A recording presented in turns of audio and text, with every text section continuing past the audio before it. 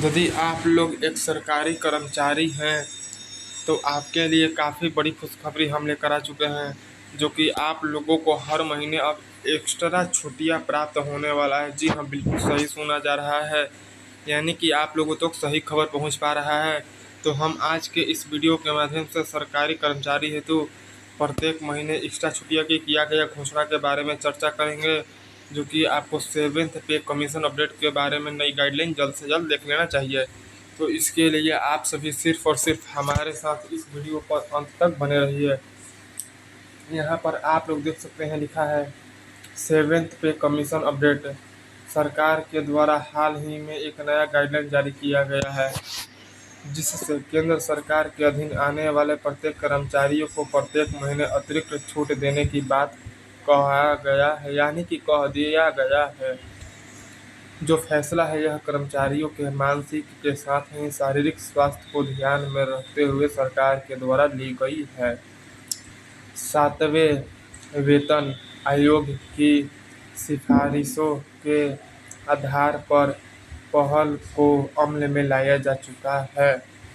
सरकार के द्वारा कहा जा रहा है कि लंबे समय तक लगातार कार्य करने की वजह से कर्मचारी पर मानसिक दबाव आता है, जिसकी वजह से इन लोगों का कार्य करने की क्षमता में काफ़ी ज़्यादा गिरावट आ जाती है।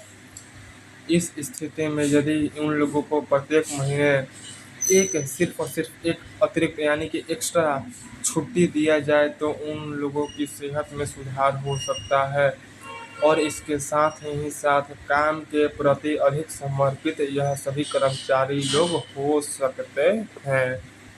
अब देखिए, नीचे लिखा है कि वेलनेस लीव का लाभ। जो नया गाइडलाइन सरकार के द्वारा जारी किया गया है, इसके मुताबिक अतिरिक्त छुट्टी को वेलनेस लीव कह दिया जा चुका है, जो कि इसका लक्ष्य सिर्फ और सिर्फ कर्मचारी अपनी व्यक्तिगत भलाई और मानसिक सुकून हेतु प्रत्येक महीने एक दिन का अवकाश ले सकती है। खास बात हम आप लोगों को बताते चले कि इस अवकाश हेतु मेडिकल प्रमाण पत्र की बिल्कुल भी ज़रूरत नहीं है। इसके साथ ही साथ पूर्व स्वीकृति की भी ज़रूरत यानी कि आवश्यकता नहीं है। अवकाश यानी कि छुट्टी बिना कोई विशेष कारण के भी आप सभी लोग आसानी से ले सकते हैं। केवल शर्त यह है कि कार्यस्थल पर संतुलन आप लोगों का बना रहे। यह नीति से कर्मचारियों को विशेष राहत प्राप्त होने वाला है, खासकर उन लोगों को जो लोग लगातार मानसिक दबाव में कार्य करते हैं एवं छुट्टी प्राप्त करने में हिचकिचाते हैं यानी कि डरते हैं। इसके वजह से कार्य जीवन संतुलन बेहतर होने वाला है। इसके साथ ही कर्मचारियों की उत्पादकता में भी वृद्धि होने वाला है।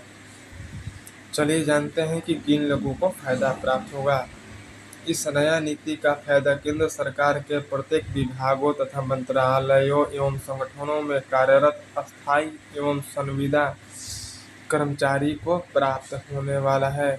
बाकी आपको बता दें, इसके अलावा सरकार के द्वारा राज्य को भी सुझाव दिया जा चुका है कि वे इस नीति को अपने यहाँ लागू जल्द से जल्द करें, जिसकी वजह से पूरे देश में सरकारी कर्मचारियों को बराबर लाभ प्राप्त हो सके।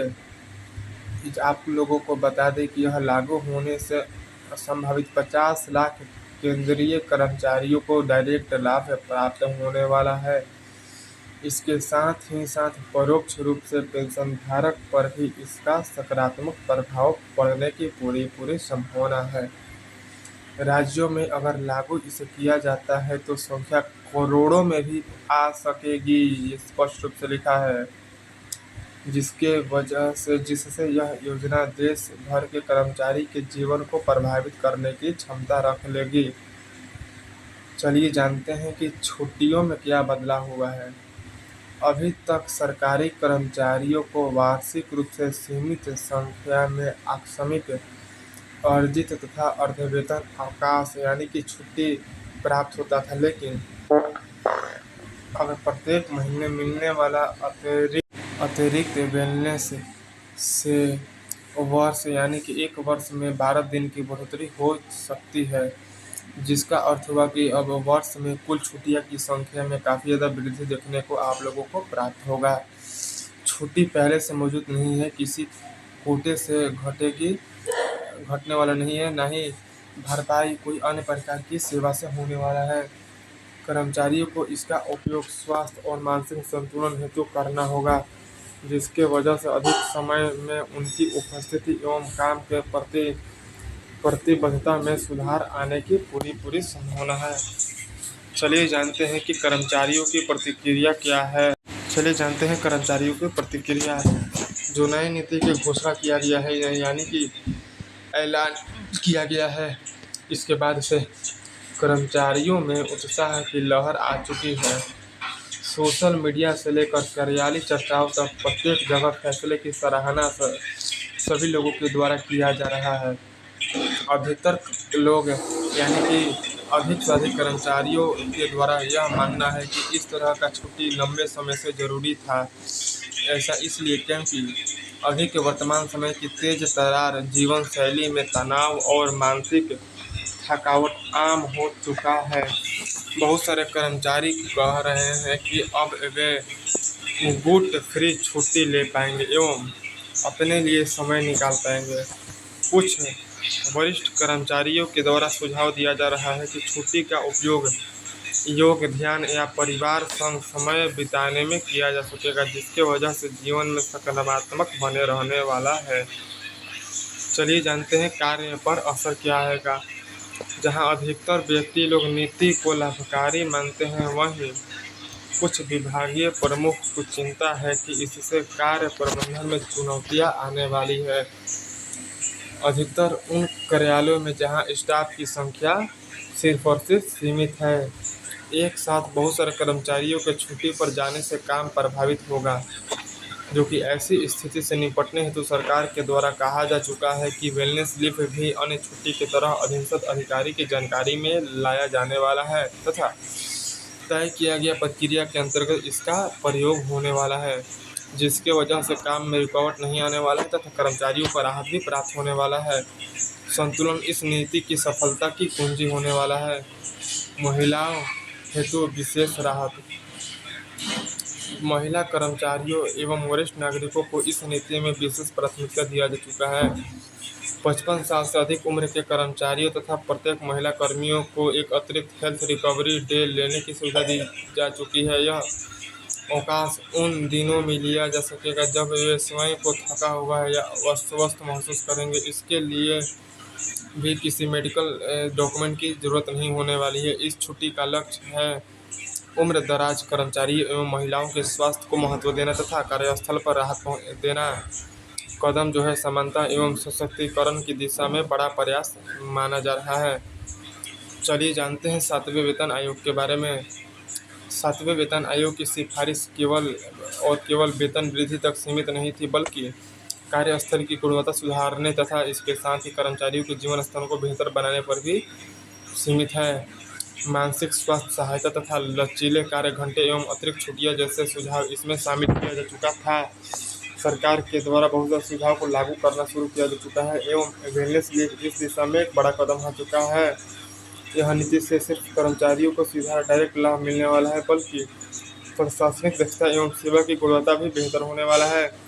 दीर्घकालिक असर पूरे सरकारी तंत्र पर इसका दिखाई देने वाला है तथा सकारात्मक बदलाव की नींव सरकार के द्वारा रख लिया जाएगा। चलिए जानते हैं भविष्य की योजनाएं। सरकार के द्वारा कहा जा चुका है कि भविष्य में बहुत सारे कदम अब उठने वाला है, जो कि कर्मचारी की भलाई को केंद्र में रखेंगे। आपको बता दें कि आने वाला भविष्य में हाइब्रिड वर्क मॉडल, डिजिटल कार्य प्रणाली एवं व्यापक स्वास्थ्य बीमा जैसे योजना भी लागू होने वाला है। बाकी इसके साथ ही साथ कर्मचारियों हेतु मानसिक स्वास्थ्य काउंसलिंग तथा योग सत्र एवं हेल्थ चेकअप कैंपस जैसे व्यवस्था भी होने वाला है। यह सभी एक समग्र दृष्टिकोण के अंतर्गत किया जाएगा, जिसकी वजह से सरकारी कर्मचारियों का मनोबल बढ़ा रहेगा तथा यह लोग कर्तव्य का निर्वहन बेहतर तरीके से करेंगे। सरकार की सोच दर्शा रही है कि अपने कर्मचारियों की भलाई को सर्वोच्च प्राथमिकता सरकार के द्वारा दिया जा रहा है। तो आई होप आपको वीडियो पूरा पसंद आया है। तो हम उम्मीद कर रहे हैं कि सेवेंथ पे कमीशन अपडेट के बारे में गाइडेंस प्राप्त हो चुका है। तो वीडियो को आप लोग शेयर कीजिएगा और हमारे चैनल को सब्सक्राइब भी कीजिएगा।